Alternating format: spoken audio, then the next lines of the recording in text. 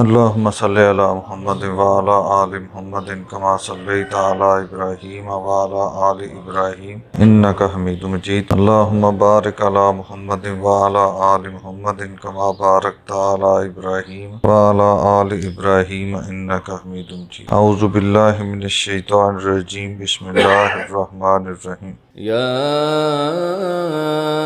أيها الذين آمنوا كتب عليكم الصيام كما كتب على الذين من قبلكم لعلكم تتقون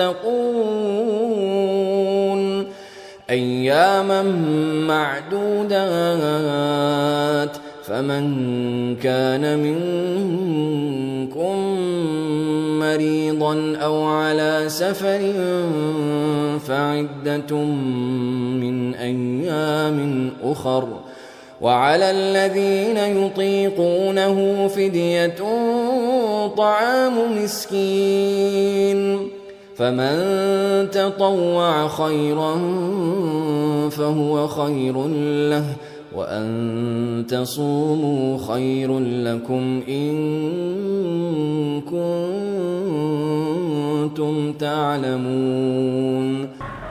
یا ایہا الذین آمنوا، اے ایمان والو، کتبہ لکھ دیے گئے، فرض کر دیے گئے، علیکم تم پر، صیام روزے، کما جس طرح، کتبہ فرض کیے گئے، علی الذین ان لوگوں پر، من قبلکم جو تم سے پہلے تھے، مراد پہلی امتیں.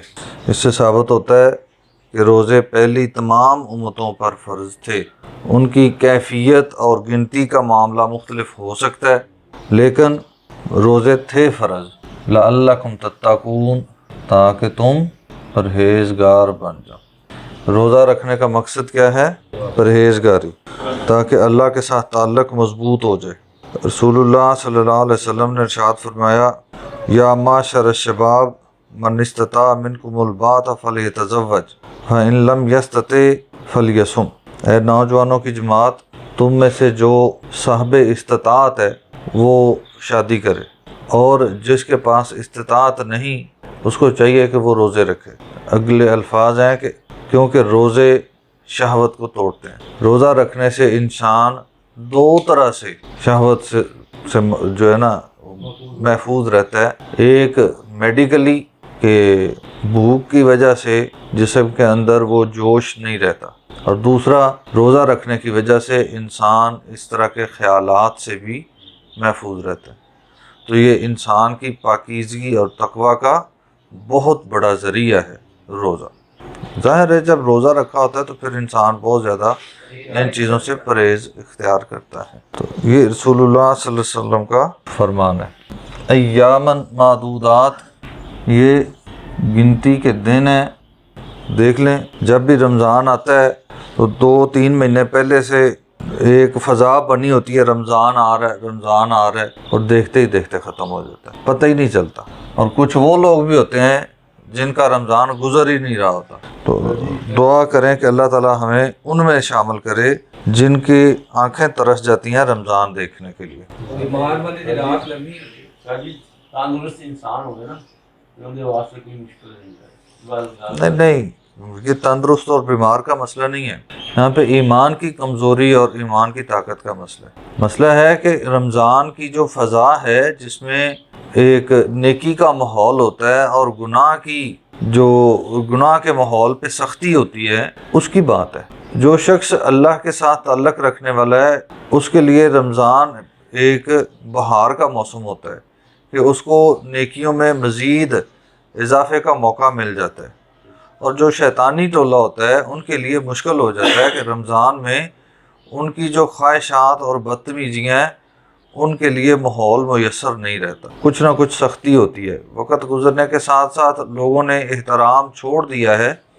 رمضان کا بہت احترام ہوتا تھا، اب لوگ اس قدر بدتمیز ہو گئے ہیں، بے دین ہونے کے ساتھ ساتھ بدتمیز بھی ہیں کہ وہ اس کا اخلاقی طور پہ لحاظ بھی نہیں رکھتے. بہرحال جو بھی ہو، رمضان کے دنوں میں یہ ماحول پہ فرق تو پڑتا ہے. تو جس کے لیے گناہ کے دروازے مشکل ہو جاتے ہیں اس کے لیے تو رمضان پھر لمبا ہے نا، اس کے لیے مشکل ہوتا ہے کہ کب رمضان ختم ہو اور تو وہ کب آزاد ہو۔ تو اللہ تعالیٰ محفوظ فرمائے، اللہ تعالیٰ ہمیں ان میں شامل کرے جن کی آنکھیں رمضان کو دیکھنے کے لیے ترس جائیں۔ یہ گنتی کے دن ہیں، گنتی کی بہار ہوتی ہے، اس میں محنت کر کے اپنے گناہوں کو بخشا لینے کے لیے موقع ملتا ہے۔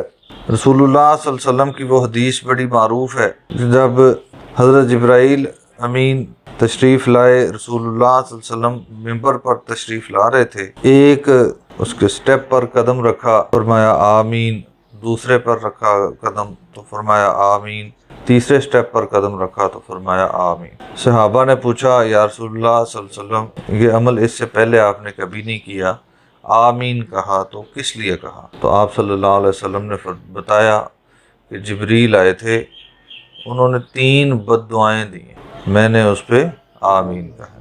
وہ 3 بد دعائیں کیا ہیں؟ ترتیب آگے پیچھے ہو سکتی ہے۔ ایک یہ کہ جس کے سامنے محمد صلی اللہ علیہ وسلم کا نام نامی اسم گرامی ذکر ہو تو وہ درود نہ پڑھے تو اس پر اللہ کی، فرشتوں کی، انسانوں کی لعنت ہے۔ میں نے فرمایا آمین۔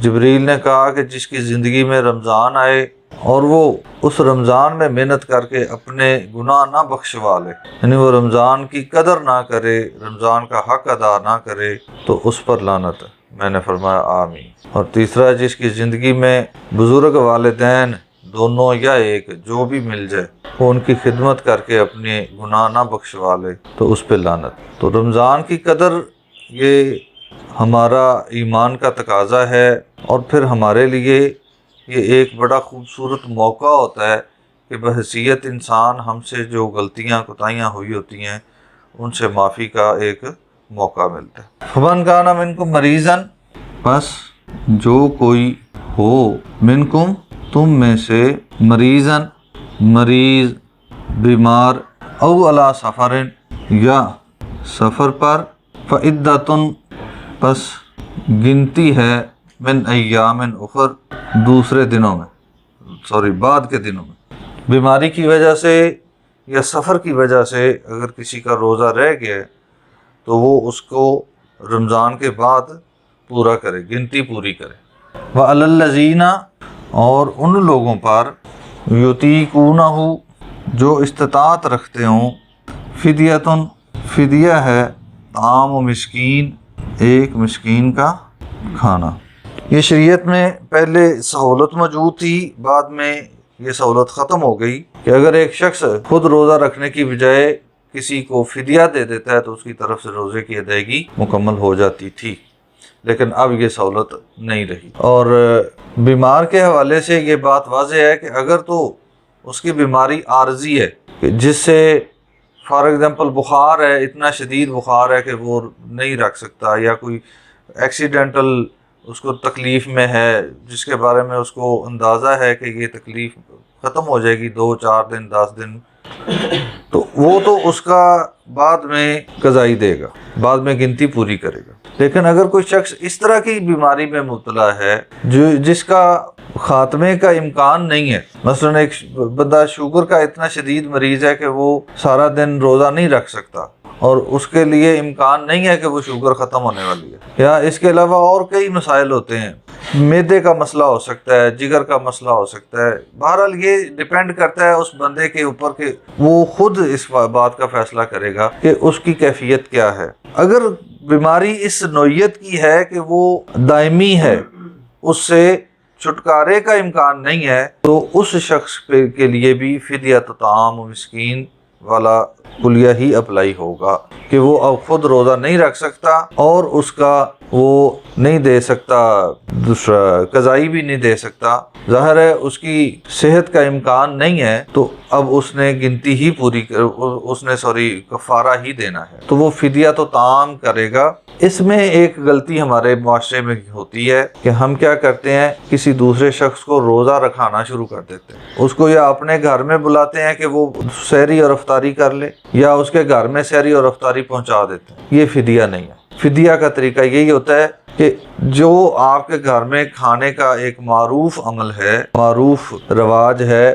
اس کے مطابق آپ 30 دنوں کا اسے خرچ دیں گے، ٹھیک ہے، وہ اناج کی صورت میں ہو یا نقدی کی صورت میں ہو، آپ اس کو خرچ دیں گے مسکین کو۔ وہ روزے رکھے نہ رکھے یہ ضروری نہیں ہے، ممکن ہے وہ بذات خود بھی بیمار ہو لیکن وہ مسکین ہے، ایک شخص مسکین ہے، اس کے گھر کھانے کو کچھ نہیں ہے لیکن وہ بذات خود بیمار ہے، وہ بھی روزے نہیں رکھ سکتا، تو لازمی نہیں ہے کہ آپ نے اپنے روزے کی جگہ پہ روزہ رکھانا ہے۔ فدیہ کا یہ مطلب نہیں ہے، آپ نے فدیہ ادا کرنا ہے، وہ اس کی ضرورت ہے، وہ اس سے جو مرضی کرے، وہ کپڑے خریدے، وہ بچوں کا معاملہ کرے، وہ روزے رکھے، جو بھی اس کی ضرورت ہے وہ اس کی اپنی ضرورت پوری کرے گا۔ نہیں یہ اس کا معاملہ ہے، آپ کا کام ہے اس کو دے دینا بس، یعنی اس پر بھی یہ لازم نہیں ہے کہ وہ روزے ہی رکھے گا۔ ہم اکثر یہ اس بات کا خیال رکھتے ہیں کہ ہم نے روزے رکھانے ہیں، روزے نہیں رکھانے، فدیہ کا یہ مطلب نہیں ہے۔ فدیہ کا مطلب ہے کہ آپ نے اس کو ادائیگی کرنی ہے، ٹھیک ہے، وہ ایک دن کے 2 ٹائم کے کھانے کا حساب لگا کے جو بھی رقم بنتی ہے وہ ہر انسان اپنے گھر کے حوالے سے، اپنے گھر میں جو کھانے کی روٹین ہے، جیسے ہم فطرانہ ادا کرتے وقت اس بات کا خیال رکھتے ہیں کہ ہمارے گھر میں کیا کھایا جاتا ہے، اسی طرح فدیہ دیتے وقت بھی ہم یہ دیکھیں گے کہ ہمارے گھر میں کیا کھایا جاتا ہے، تو ہم اس کے حساب سے 2 وقت کے کھانے کا فدیہ دیں گے، ہم اس میں روزہ رکھانا مقصود نہیں ہے۔ فمن تطوع خیرا، پس جو کوئی، تطوع کا معنی کیا ہے؟ اضافی کرنا، جو کوئی اضافی عمل کرے، سبقت لے جائے، فدیہ بھی دے اور روزے بھی رکھ لے، خیرن جو کوئی اضافی کرے، خیرن بھلائی میں، اس میں یہ بھی ہو سکتا ہے کہ آپ جو آپ کے گھر میں کھانے کا ایک معاملہ ہے، جتنا فدیہ بنتا ہے آپ اس سے زیادہ فدیہ دے دیں، مثلا آپ کے گھر کے ماحول کے حساب سے ایک دن کے 2 ٹائم کے کھانے کا 300 روپے بنتا ہے تو آپ 500 دے دیں، تو یہ بھی اس میں ہے، تطوع خیرن، بھلائی میں اضافہ کرے، نفلی، فہو خیر لہ، پس وہ اس کے لیے بہتر ہے، وَأَن تَصُومُوا، اور یہ کہ تم روزے رکھو، خیر لکم، یہ تمہارے لیے بہتر ہے۔ یہ چونکہ پہلے والے قانون کی بات ہو رہی ہے جس میں اختیار تھا کہ روزے رکھیں یا فدیہ دے دیں، تو اللہ تعالیٰ فرما رہے ہیں اس قانون کے مطابق کہ اگر تم روزے ہی رکھو تو یہ زیادہ بہتر ہے فدیہ دینے کی بجائے۔ بہرحال یہ حکم بعد میں منسوخ ہو گیا ہوا ہے۔ ان کنتم، اگر تم ہو، تعلمون، جاننے والے، یعنی اگر روزے کی فضیلت اور برکت کو تم جاننے والے ہو، تمہیں اس بات کا علم ہو جائے، تو پھر تم روزے ہی رکھو، پھر روزوں کی ترجیح دو، پھر فدیہ دے کے جان چھڑانے کی طرف تمہاری رغبت نہ ہو، تو یہ ہے علم ہونا۔ ہم پہلے بھی کئی بار بات کر چکے ہیں کہ کسی بھی چیز کی اہمیت کا اندازہ تب ہوتا ہے جب اس کا علم ہو، علم نہ ہو تو ہمارے سامنے ایک سونے کی اگر ٹکی پڑی ہو اور ہمیں پتہ نہیں ہے کہ یہ سونا ہے، تو ہمارے نزدیک تو وہ ایک دھات ہی ہے، ہمیں تو اس کی قیمت کا اندازہ نہیں ہوگا، اہمیت کا اندازہ تب ہوگا جب اس کی پہچان ہوگی۔ تو اگر رمضان کی پہچان، رب کے اس مہمان کی پہچان ہو، اس کی عظمت کا اندازہ ہو، تو پھر کوئی شخص اس رمضان کے روزے سے جان نہیں چھڑائے گا۔ اللہ تعالیٰ سمجھنے اور عمل کرنے کی توفیق عطا فرمائے۔